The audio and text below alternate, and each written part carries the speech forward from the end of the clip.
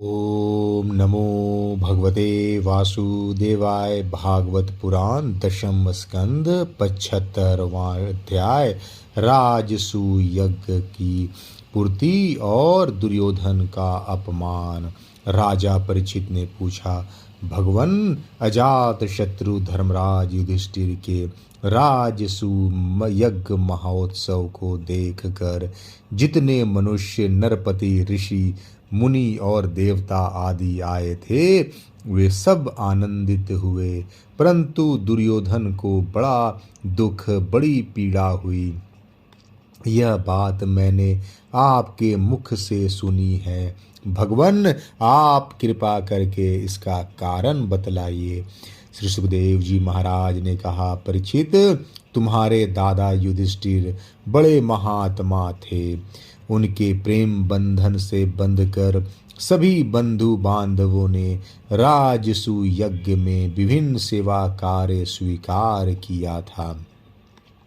भीमसेन भोजनालय की देख रेख करते थे, दुर्योधन कोषाध्यक्ष थे, सहदेव अभ्यागतों के स्वागत सत्कार में नियुक्त थे और नकुल विविध प्रकार की सामग्री एकत्र करने का काम देखते थे। अर्जुन गुरुजनों की सेवा शुश्रूषा करते थे और स्वयं भगवान श्री कृष्ण आए हुए अतिथियों के पांव पखारने का काम करते थे। देवी द्रौपदी भोजन परसने का काम करती और उदार शिरोमणि कर्ण खुले हाथों दान दिया करते थे। परीक्षित, इसी प्रकार सात्यकी, विकर्ण, हार्दिक, विदुर, भूरिश्रवा आदि ब्राहिक के पुत्र और संतर्दन आदि राजसूय यज्ञ में विभिन्न कर्मों में नियुक्त थे। वे सब के सब वैसा ही काम करते थे जिससे महाराज युधिष्ठिर का प्रिय और हित हो। परीक्षित, जब ऋत्विज सदस्य और बहुज्ञ पुरुषों का तथा अपने इष्ट मित्र एवं बंधु बांधवों का सुमधुर वाणी, विविध प्रकार की पूजा सामग्री और दक्षिणा आदि से भली भांति सत्कार हो चुका तथा शिशुपाल भक्तवत्सल भगवान के चरणों में समा गया, तब धर्मराज युधिष्ठिर गंगा जी में यज्ञांत स्नान करने गए। उस समय जब वे अवृत स्नान करने लगे, तब मृदंग, शंख, ढोल, नौबत, नगारे और नरसिंगे आदि तरह तरह के बाजे बजने लगे। नर्तकियां आनंद से झूम झूम कर नाचने लगी, झुंड के झुंड गवैये गाने लगे और वीणा, बांसुरी तथा झांझ मंजीरे बजने लगे। इनकी तुमुल ध्वनि सारे आकाश में गूंज गई। सोने के हार पहने हुए यदु, सुंजय, कंबोज, कुरु, कैकेयी और कौशल देश के नरपति रंग बिरंगी ध्वजा पताकाओं से युक्त और खूब सजे धजे गजराजों, रथों, घोड़ों तथा सुसज्जित वीर सैनिकों के साथ महाराज युधिष्ठिर को आगे करके पृथ्वी को कपाते हुए चल रहे थे। यज्ञ के सदस्य ऋत्विज और बहुत से श्रेष्ठ ब्राह्मण वेद मंत्रों का ऊंचे स्वर से उच्चारण करते हुए चले। देवता, ऋषि, पितर, गंधर्व आकाश से पुष्पों की वर्षा करते हुए उनकी स्तुति करने लगे।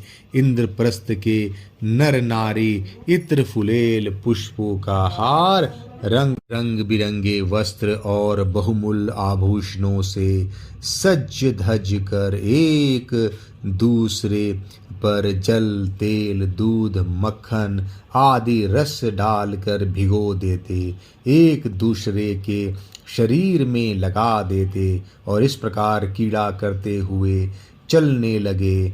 वारांगनाएं पुरुषों को तेल, गोरस, सुगंधित जल, हल्दी और गाढ़ी केसर मल देती और पुरुष भी उन्हें उन्हीं वस्तुओं से सराबोर कर देते। उस समय इस उत्सव को देखने के लिए जैसे उत्तम उत्तम विमानों पर चढ़कर आकाश में बहुत सी देवियां आई थी, वैसे ही सैनिकों के द्वारा सुरक्षित इंद्रप्रस्थ की बहुत सी राज महिलाएं भी सुंदर सुंदर पालकियों पर सवार होकर आई थी। पांडवों के ममेरे भाई श्री कृष्ण और उनके सखा उन रानियों के ऊपर तरह तरह के रंग आदि डाल रहे थे। इससे रानियों के मुख लजीली मुस्कुराहट से खिल उठते थे और उनकी बड़ी शोभा होती थी।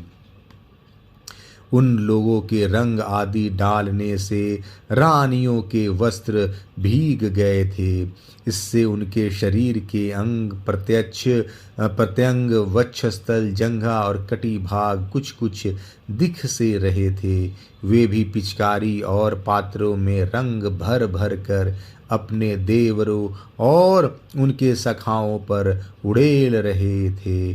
प्रेम भरी उत्सुकता के कारण उनकी चोटियों और जूड़ों के बंधन ढीले पड़ गए थे और उनमें गुथे हुए फूल गिरते जा रहे थे। परीक्षित, उनका यह रुचिर और पवित्र विहार देखकर मलिन अंतःकरण वाले पुरुषों का चित्त चंचल हो उठता था, काम मोहित हो जाता था।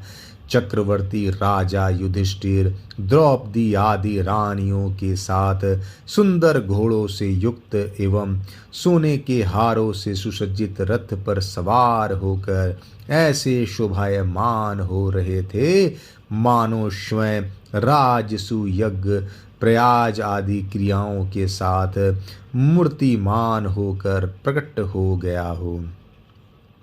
ऋत्विजों ने पत्नी संयाज एक प्रकार का यज्ञ कर्म तथा यज्ञांत स्नान संबंधी कर्म करवाकर द्रौपदी के साथ सम्राट युधिष्ठिर को आचमन करवाया और इसके बाद गंगा स्नान।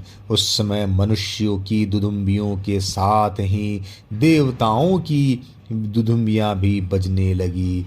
बड़े बड़े देवता, ऋषि मुनि, पितर और मनुष्य पुष्पों की वर्षा करने लगे।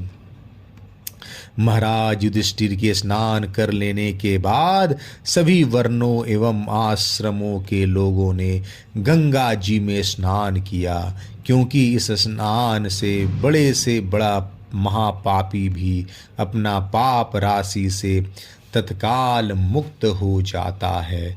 तदंतर धर्मराज युधिष्ठिर ने नई रेशमी धोती और दुपट्टा धारण किया तथा विविध प्रकार के आभूषणों से अपने को सजा लिया। फिर ऋत्विज सदस्य ब्राह्मण आदि को वस्त्राभूषण दे देकर उनकी पूजा की।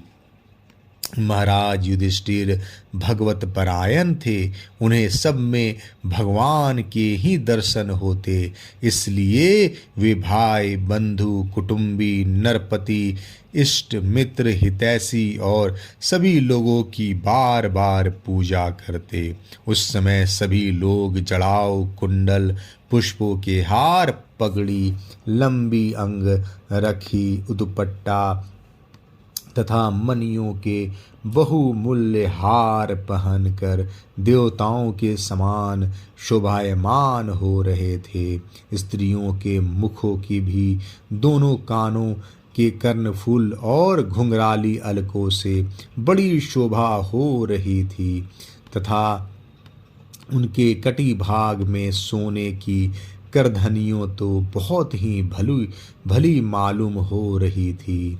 परीक्षित, राजसु यज्ञ में जितने लोग आए थे, परमशीलवान ऋत्विज, ब्रह्मवादी सदस्य, ब्राह्मण, क्षत्रिय, वैश्य, शूद्र, राजा, देवता, ऋषि मुनि पितर और अन्य प्राणी और अपने अनुयायियों के साथ लोकपाल, इन सब की पूजा महाराज युधिष्ठिर ने की। इसके बाद वे लोग धर्मराज से अनुमति लेकर अपने अपने निवास स्थान को चले गए। परीक्षित, जैसे मनुष्य अमृत पान करते करते कभी तृप्त नहीं हो सकता, वैसे ही सब लोग भगवत भक्त राज ऋषि युधिष्ठिर के राजसु महायज्ञ की प्रशंसा करते करते तृप्त न होते थे। इसके बाद धर्मराज युधिष्ठिर ने बड़े प्रेम से अपने हितैषी सुहृद संबंधियों, भाई बंधुओं और भगवान श्री कृष्ण को भी रोक लिया, क्योंकि उन्हें उनके बिछोह की कल्पना से ही बड़ा दुख होता था। परीक्षित, भगवान श्री कृष्ण ने यदुवंशी वीर साम आदि को द्वारकापुरी भेज दिया और स्वयं राजा युधिष्ठिर की अभिलाषा पूर्ण करने के लिए उन्हें आनंद देने के लिए वहीं रह गए। इस प्रकार धर्मनंदन महाराज युधिष्ठिर मनोरथों के महान समुद्र को, जिससे पार पाना अत्यंत कठिन है, भगवान श्री कृष्ण की कृपा से अनायास ही पार कर गए।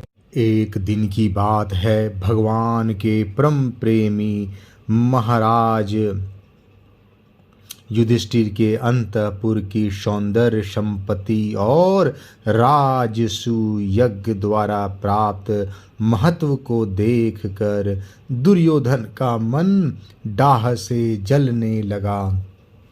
परीक्षित, पांडवों के लिए मैं दानव ने जो महल बना दिए थे, उनमें नरपति, दैत्यपति और सुरपतियों की विविध विभूतियां तथा श्रेष्ठ सौंदर्य स्थान स्थान पर शोभायमान था। उनके द्वारा राज रानी द्रौपदी अपने पतियों की सेवा करती थी। उस राज भवन में उन दिनों भगवान श्री कृष्ण की सहस्त्रों रानियां निवास करती थीं। नितंब के भारी भार के कारण जब वे उस राज भवन में धीरे धीरे चलने लगती थी, तब उनके पायजेबों की झनकार चारों ओर फैल जाती थी। उनका कटिभाग बहुत ही सुंदर था तथा उनके वक्षस्थल पर लगी हुई केसर की लालिमा से मोतियों के सुंदर श्वेत हार भी लाल लाल जान पड़ते थे। कुंडलों की और घुंघराली अलकों की चंचलता से उनके मुख की शोभा और भी बढ़ जाती थी। यह सब देखकर दुर्योधन के हृदय में बड़ी जलन होती। परीक्षित, सच पूछो तो दुर्योधन का चित्त द्रौपदी में आसक्त था और यही उसकी जलन का मुख्य कारण भी था। एक दिन राजाधिराज महाराज युधिष्ठिर अपने भाइयों, संबंधियों एवं अपने नयनों के तारे परम हितैषी भगवान श्री कृष्ण के साथ मैं दानव की बनाई सभा में स्वर्ण सिंहासन पर देवराज इंद्र के समान विराजमान थे। उनकी भोग सामग्री, उनकी राज्य लक्ष्मी ब्रह्मा जी के स्वर के समान थी। बंदी जन उनकी स्तुति कर रहे थे। उसी समय अभिमानी दुर्योधन अपने दुशासन आदि भाइयों के साथ वहां आया।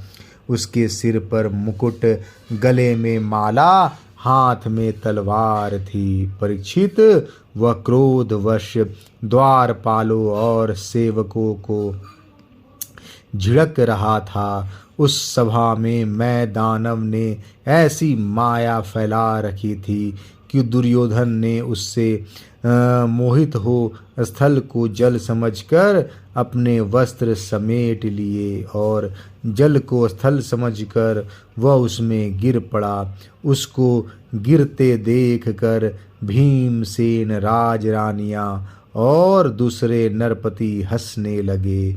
यद्यपि युधिष्ठिर ने उन्हें ऐसा करने से रोक रहे थे, परंतु प्यारे परीक्षित, उन्हें इशारे से श्री कृष्ण का अनुमोदन प्राप्त हो चुका था। इससे दुर्योधन लज्जित हो गया।